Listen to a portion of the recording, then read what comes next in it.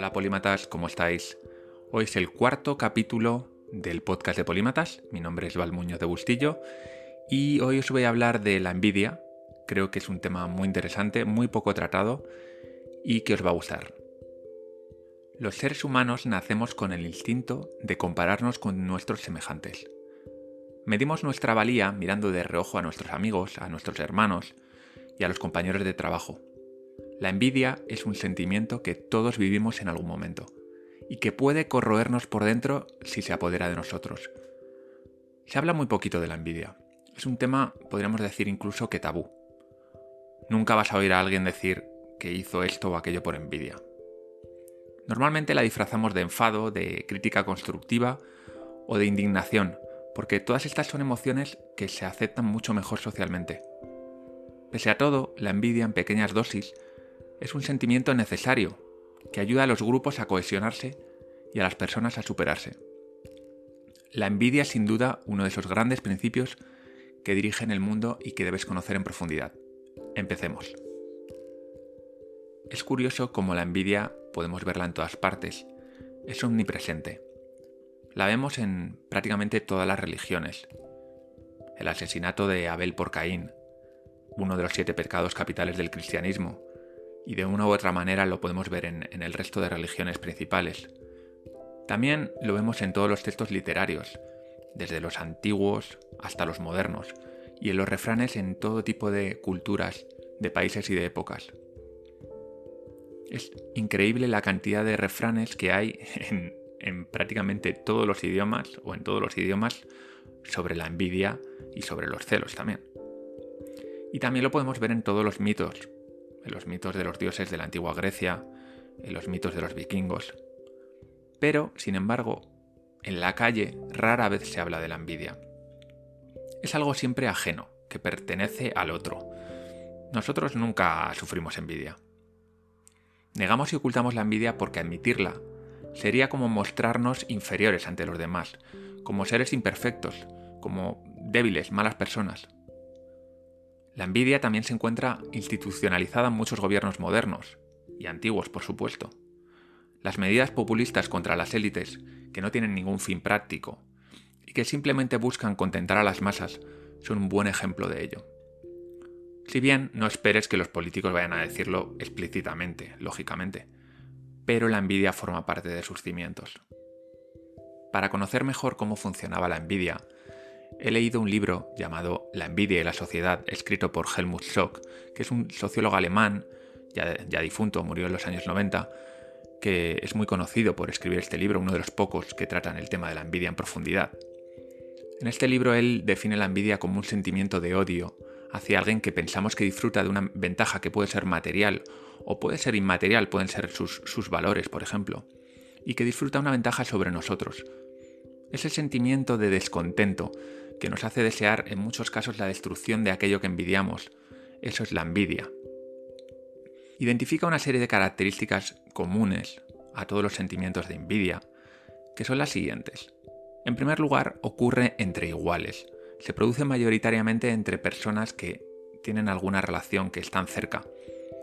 La envidia es un sentimiento que nace por comparación, y generalmente no nos comparamos con aquellos que no nos pillan de cerca, sino con nuestros primos, con nuestros hermanos, con nuestros amigos. Ya decía Aristóteles que la envidia es el dolor por la buena fortuna de los otros. Envidiamos aquello que está cerca en la distancia y en el tiempo, en la edad o en la reputación. Aquí Aristóteles ya vio claramente que esa envidia se siente por aquello que tenemos cerca. El senador envidia al senador. El escritor envidia al escritor. Normalmente es raro que envidies a un personaje como Bill Gates, por ejemplo, por mucho dinero que tenga, por muy famoso que sea, pero sin embargo, si fueses Steve Jobs, sí que podrías envidiarle. Lo habitual es que envidies a tu compañero de trabajo que gana un poco más que tú, o a tu vecino que tiene una novia que es encantadora mientras que tú sigues soltero. A veces, para envidiar es suficiente algo tan nimio como que a tu hermano le haya tocado una croqueta más que a ti en la cena. Eso a mí me ha pasado muchas veces. Yo siempre estoy mirando cuánto tiene el otro en el plato. Es algo como muy visceral. De hecho, la envidia por la comida es uno de esos sentimientos más viscerales y primitivos que podemos tener. La segunda característica que Helmut Schock identifica en la envidia es que el propio envidioso es el principal perjudicado. Ese sentimiento de odio que le atormenta por dentro, que le genera culpa y que incluso puede degenerar en una especie de masoquismo que algunos convierten en una forma de vida. La tercera característica es que es algo que no se puede eliminar, es imposible escapar de ella. La envidia está en la mente del envidioso y es subjetiva. Por mucho que se eliminen algunas desigualdades, por mucho que tu madre intente que todos tengáis las mismas croquetas en el plato, el envidioso, aquí hablando del envidioso como alguien que es envidioso por naturaleza, alguien que suele sentir envidia, siempre va a encontrar algo que envidiar. Va a ser que tú vistes de una manera y él viste de otra, va a ser que tú tienes un poquito más de esto o un poquito menos de lo otro. La cuarta característica es que es irracional, es un sentimiento completamente irracional, porque el envidioso muchas veces tiene más interés en destruir lo que el otro tiene que en conseguirlo él mismo. Tras el deseo destructor de la envidia, se oculta la idea de que a la larga es demasiado fatigoso tener las cualidades o propiedades del envidiado. En su mundo ideal, lo mejor es que ninguno de los dos las tengan. Por último, el envidioso se centra en el objeto de la envidia, pero no se plantea cómo fue adquirido.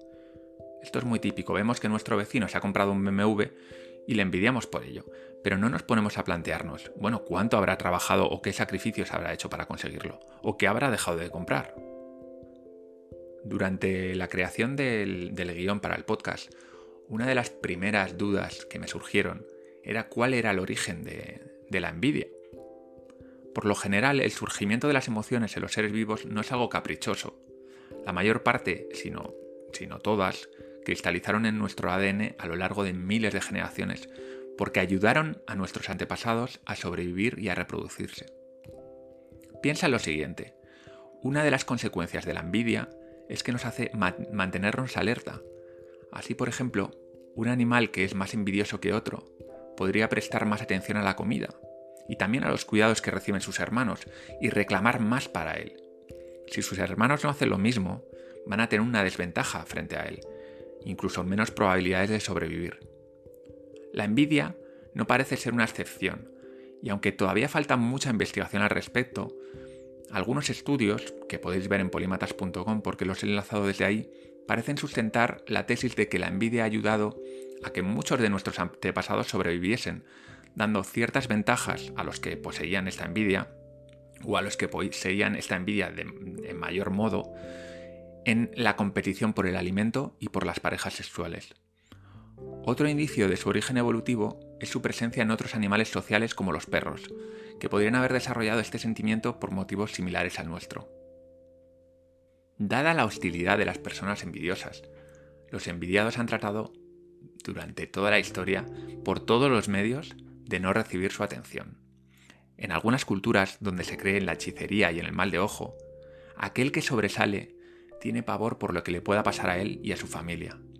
Por ello, el sujeto de la envidia ha desarrollado comportamientos como la modestia, que le sirven para no ser un objetivo fácil ante el envidioso. ¿Cuántas veces habré oído: esto ha sido solo suerte, cuando alguien tiene éxito?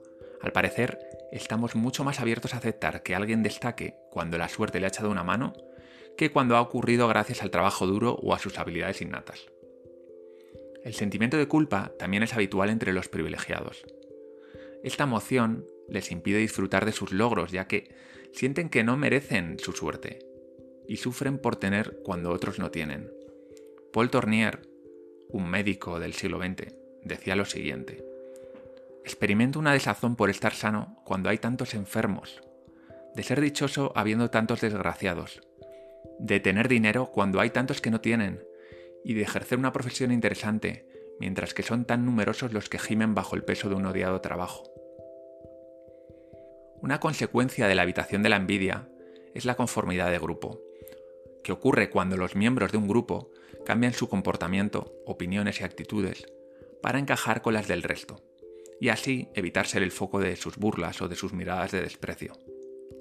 No hace falta que diga el daño que hace esto a la innovación y al progreso.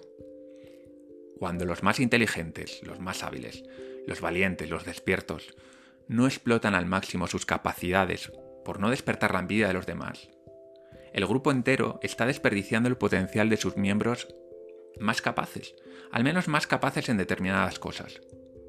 Afortunadamente, los genios ya sabéis que a menudo son excéntricos, obstinados y se terminan abriendo camino. Para ver un ejemplo de cómo funciona la habitación de la envidia en su máxima expresión, merece la pena leer a Raymond Firth, que es era un etnólogo, que hacía el siguiente comentario sobre una tribu que él analizaba en la Melanesia. Decía: si un hombre captura, aunque no sea más que 1 o 2 peces, mientras que sus compañeros no han cogido ninguno, arroja al mar su pesca. De no hacerlo así, se expondría a un mal golpe. Como veis, cuando la envidia se institucionaliza de esta forma, el progreso del grupo puede quedar completamente mermado. Al final, este señor pescador está tirando unos peces que podrían servir para alimentar a su familia o a la tribu, pero los está echando al mar porque no quiere que los demás se enfaden con él. La realidad es que la envidia está siempre ahí, y siempre estará ahí. Puede que tu vecino tenga la misma casa y el mismo coche y un trabajo igual de bien pagado que el tuyo, pero envidiarás su sentido del humor, envidiarás su valentía o su capacidad para disfrutar la vida. Helmut Schock dice: solo cuando se tiene valor para reconocer o ignorar como tal al envidioso, porque se comprende que no se le puede satisfacer nunca ni se puede evitar su presencia, solo entonces se llega a la liberación del sentimiento de culpabilidad. Según Helmut Schock, la habitación de la envidia funciona como un mecanismo de autorregulación de las sociedades. ¿Por qué? Bueno, pues porque desincentiva que los individuos vayan por su cuenta, fomenta la conformidad del grupo. Esto es verdad que pone algunas trabas a la innovación y al cambio, pero también ayuda a mantener la unión del grupo, a mantener las tradiciones, que al final son ese pegamento que hace que una tribu, que una sociedad, que un país se mantenga unido. Imaginaros que en un grupo cada persona fuese por su cuenta, cada idea feliz que se les ocurre la llevasen a cabo. Bueno, pues el grupo acabaría desapareciendo. Otro modo en el que la envidia moldea la sociedad es a través de las revoluciones. Helmut ve la envidia pública como un sistema de control del poder e incluso como un detonante de algunas revoluciones. Pone como ejemplo el de la Revolución Francesa, en el que algunas personas del pueblo empezaron a ser nuevos aristócratas, y el pueblo, que hasta entonces no había tenido excesiva envidia por la aristocracia, sí que la tuvo por esos nuevos aristócratas que al fin y al cabo eran como ellos y de repente pues habían cogido poder. Obviamente no fue el único factor que detonó la Revolución Francesa, pero fue uno de ellos. Ese sentimiento que a veces es pasivo, silencioso y autodestructivo, que es la envidia, se puede convertir en acción y en agresión en determinadas circunstancias, y puede provocar revoluciones. Schock pensaba que para el buen funcionamiento de una sociedad hace falta algo de envidia, pero que cuando es demasiada, es mayor el perjuicio que el beneficio. Si la cultura y las leyes no ponen límites claros a la envidia, del todos contra todos, una sociedad es incapaz de prosperar. Históricamente ese papel lo han tenido algunas religiones e instituciones legales, como por ejemplo el principio de inocencia o la propiedad privada. Imagínate una sociedad sin principio de inocencia. Los envidiosos tendrían facilísimo ir contra el sujeto de su envidia. Un ejemplo de esto era la Atenas clásica, donde el ostracismo estaba completamente institucionalizado. Resultaba muy fácil para los envidiosos destruir a aquellos que envidiaban. Solo tenían que ir a votar una vez al año y condenarle al exilio. Es posible que en algunos de los ejemplos que he puesto hayas pensado: bueno, Val, pero eso que dice no es envidia, es indignación ante una injusticia. Vale, es cierto que puede haber indignación ante una injusticia sin que haya envidia, pero ten en cuenta que a menudo esos dos sentimientos se solapan. Además, el envidioso es bastante hábil disfrazando su envidia mediante sentimientos de indignación. Imagina que tu vecino, vamos a llamarle Rodolfo, se ha comprado un Porsche, que es un coche bastante ostentoso, bastante lujoso. Sabes que no gana más que tú, así que le dices a tu mujer, bastante irritado: «Joder, Rodolfo se ha comprado un Porsche. Con su sueldo es imposible que se lo pueda permitir. Seguro que en un año lo acaba vendiendo». Vale, estarás conmigo en que este es un caso claro de envidia. Quizás ni siquiera te gusta el coche, pero te da rabia que se lo haya comprado. Pero veamos otra posible reacción. Joder, Rodolfo se ha comprado un Porsche, menudo despilfarro de dinero. Teniendo en cuenta toda la gente que no tiene ni para vivir, debería darle vergüenza. Aquí podríamos pensar que no tenemos envidia, sino una indignación legítima. Total, Rodolfo ha hecho un despilfarro de dinero. Pero cuidado, nuestra mente es experta en construir historias que nos hagan sentir bien con nosotros mismos. Y la envidia es una emoción bastante desagradable, así que es muy habitual que la racionalicemos a través de un sentimiento de indignación legítima. Vamos a ver un último ejemplo. Te enteras de que Rodolfo ha cogido parte de los ahorros de sus hijos para comprar el Porsche. Sabes que sin ese dinero los hijos difícilmente podrán ir a una buena universidad, y como los conoces te sientes muy mal por ellos. Y le dices a tu pareja lo siguiente: joder, Rodolfo se ha gastado los fondos de la universidad de sus hijos para comprarse un Porsche, y eso que tiene un coche que ya le va a las mil maravillas. Ya le vale, está jugándose la educación de sus hijos por un capricho. Aquí parece que hay una indignación legítima, carente de envidia. Pero no olvidemos que el ser humano se compara constantemente con sus semejantes. Y nuestra autoestima depende en parte de cómo salimos parados al compararnos con los demás. Aunque tu indignación aquí pueda ser legítima, sé consciente también de la tendencia que tienes de hacer de menos a los demás para elevarte tú mismo. No es que solo lo tengas tú, lo hacemos todos. Esto no tiene por qué ser algo deliberado, algo que tú pienses conscientemente. Hemos visto que la indignación por una injusticia no tiene por qué haber envidia. Pero también sabemos que nuestra mente hace grandes esfuerzos por darnos una mejor visión de nosotros mismos. Así que permanece alerta a este tipo de sentimientos e intenta evaluarlos de la manera más objetiva que puedas. Y si son envidia, no te atormentes, todos la sufrimos. Al ser más consciente de ella, serás más capaz de contener mucho mejor sus impulsos destructivos. Bien, y llegados a este punto, quizá te estás preguntando, bueno, ¿cómo puedo afrontar la envidia? Bueno, pues aquí vamos a entrar un poco en el terreno de la opinión, porque sinceramente no he sido capaz de encontrar estudios serios sobre cómo gestionar la envidia. Así que voy a hablarte de las recomendaciones que da Robert Greene en Las leyes de la naturaleza humana, que es un libro que yo recomiendo mucho. No es un libro científico, pero es un libro bastante serio y bastante interesante, donde Robert Greene habla de 18 leyes universales que se pueden entender como partes del comportamiento humano. Uno de esos capítulos los dedica a la envidia. Y propone lo siguiente: acércate a lo que envidias. Intenta ver más allá de la superficie de aquello que envidias. Cuando rasques un poco, verás que no es oro todo lo que reluce. La gente tiende a ocultar sus problemas y mostrar su lado bueno en sus fotos de Instagram, pero la realidad es que todos tenemos miserias. Puedes tener mucho dinero, pero que tu mujer sufra una enfermedad terminal. Puedes ser muy inteligente y trabajador, pero ser feo con ganas. Podrías tener una casa magnífica, pero que tus hijos te odien. Si envidias el poder de tu jefe, piensa en lo que ha tenido que hacer para llegar hasta ahí. La cantidad de horas que ha tenido que currar, las canas por estrés que le han salido en el último año. Robert Greene también propone que hagas comparaciones hacia abajo. Deja de mirar a aquellos que parecen estar mejor que tú y fíjate en los que están peor. Esto suena un poco mal, pero bueno, tiene todo el sentido del mundo. No hace falta que te vayas a ver a los mendigos de la Gran Vía o que pongas el telediario y ver todas las desgracias que ocurren. Simplemente escucha un poco a tus compañeros de trabajo, escúchales de verdad, escucha a tus amigos.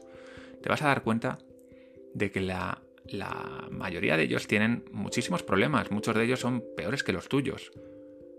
Muchos de ellos tú ni siquiera los has tenido en la vida. Agradece lo bueno que hay en tu vida. Eso te va a hacer sentir mucho mejor. Te va a quitar mucho resentimiento contra la vida, contra los demás. Además, cuando tú escuches de verdad a la gente y tengas esa actitud, la gente va a querer estar cerca tuyo. No hay nada más que aleje a las demás personas que una persona que simplemente está insatisfecha, siempre con su vida. La tercera propuesta de Greene es que practiques la Mitfreude. La Schadenfreude es una palabra alemana que significa complacerse con el dolor ajeno. Este concepto es el primo hermano de la envidia. Y sí, todos lo hemos sentido alguna vez, no nos engañemos. Y si no, piensa cómo te sientes cuando le pasa algo malo a alguien que odias. Es difícil no tener un pequeño sentimiento de alegría, ¿no? Aunque no se lo digas a nadie. Nietzsche proponía practicar lo contrario, que es la Mitfreude, que en alemán significa alegrarse con algo. En lugar de simplemente felicitar a alguien por su buena suerte, intenta sentir de verdad su alegría, empatizar con él. Es algo difícil de hacer porque nuestra primera reacción cuando alguien nos cuenta algo positivo es sentir envidia. Pero podríamos intentar enseñarnos a llegar a ese nivel de empatía. Si alguna vez has sido blanco de la Mitfreude, sabrás que se siente una gran afinidad con la otra persona. Es algo escaso y valioso. Así que si puedes, intenta hacerte un experto en la Mitfreude. Convierte la envidia en emulación. No podemos evitar compararnos, por lo que lo ideal es aprovechar este mecanismo natural que tenemos para algo que sea constructivo. En vez de querer el mal para el otro, vamos a intentar lograr lo que él ha logrado. Este sentimiento competitivo, si lo quieres llamar así, es una de las cosas que hacen que el ser humano intente mejorar día a día. La competitividad puede provocar algunas rencillas, pero también saca lo mejor de nosotros mismos. Si trabajas en una empresa donde tus compañeros son unos cracks, aprovecha ese sentimiento de envidia que te suscitan para ponerte a su nivel e incluso superarlos. Yo, por ejemplo, cuando tenía 18 años, tenía un amigo que se llamaba Alex y me enseñó a jugar a Age of Empires 2. Es el juego de mi vida. Él era buenísimo por esa época y continuamente me apalizaba. Por más que yo jugaba y entrenaba, me apalizaba. Yo envidiaba su habilidad, así que me pasé el verano entero jugando. A la vuelta de las vacaciones le reté en duelo y desde ese momento no me volvió a ganar ni una sola vez. Admira la grandeza. Esta última propuesta de Robert Greene es una de mis favoritas. La admiración es el polo opuesto de la envidia. Es un sentimiento de orgullo, de satisfacción, de admiración a todo lo que nos supera, a todo lo que es más grande que nosotros. Es habitual sentir admiración por los difuntos, pero prueba a sentirla también con las personas vivas. Busca referentes. No significa que tengas que hacer la vista gorda ante sus defectos, nadie es perfecto. Pero dejar a un lado el escepticismo, el cinismo, la envidia, todas esas emociones que muchas veces son negativas, para entregarnos a la admiración por alguien, es una emoción realmente valiosa, te va a llenar de energía, de vitalidad. No te limites a admirar a otras personas, déjate sorprender también por la grandeza de la naturaleza, por la presencia del águila, por la organización y la humildad de las hormigas, por la inmensidad del mar, por la fuerza del elefante. Hay tanto que admirar ahí fuera. Ser capaz de experimentar estas sensaciones por personas y por la naturaleza va a ser una cura para la mente. Robert Greene también nos da algunos consejos sobre cómo podemos afrontar la envidia ajena.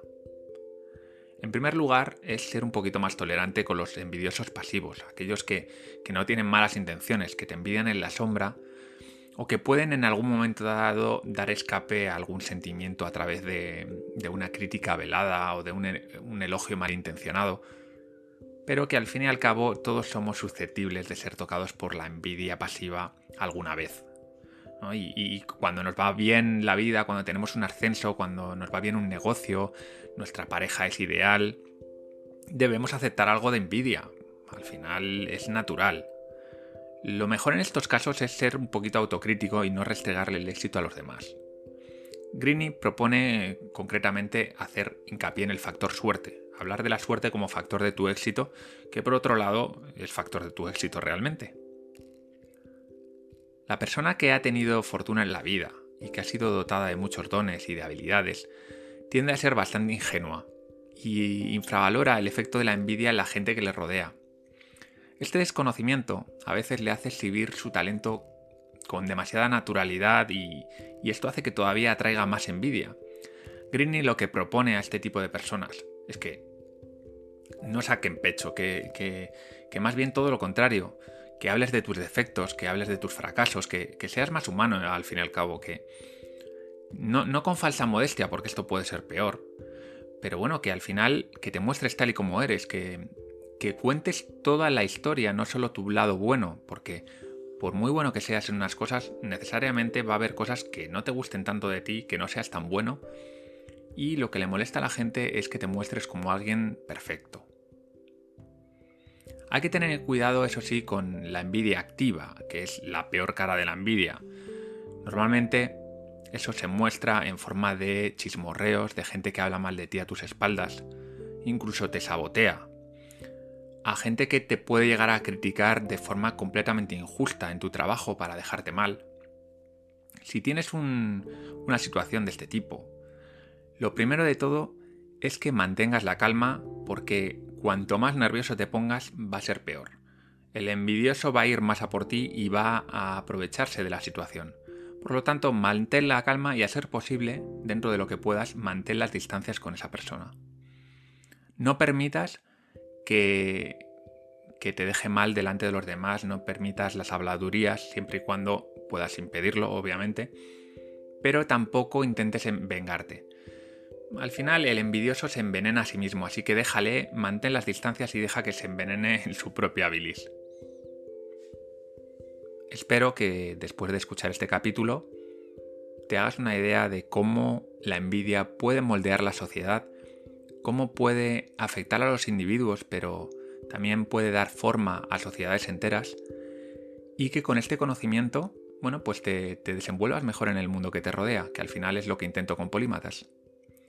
Y si te ha gustado, lo que te recomiendo es que entres en polímatas.com con Y y que te suscribas a la newsletter por dos cosas. La primera es porque te voy a avisar todos los domingos del nuevo artículo y el nuevo podcast que voy a publicar, y así no tienes que estar pendiente. Y además porque la newsletter incluyo contenido exclusivo que no publico en ningún otro sitio y que creo que puede ser de tu interés. Así que métete ahora en polímatas.com, deja tu correo y el próximo domingo te llegará un email mío. Y sin más, muchas gracias por estar aquí. Se despide de ti, Valmuño de Bustillo.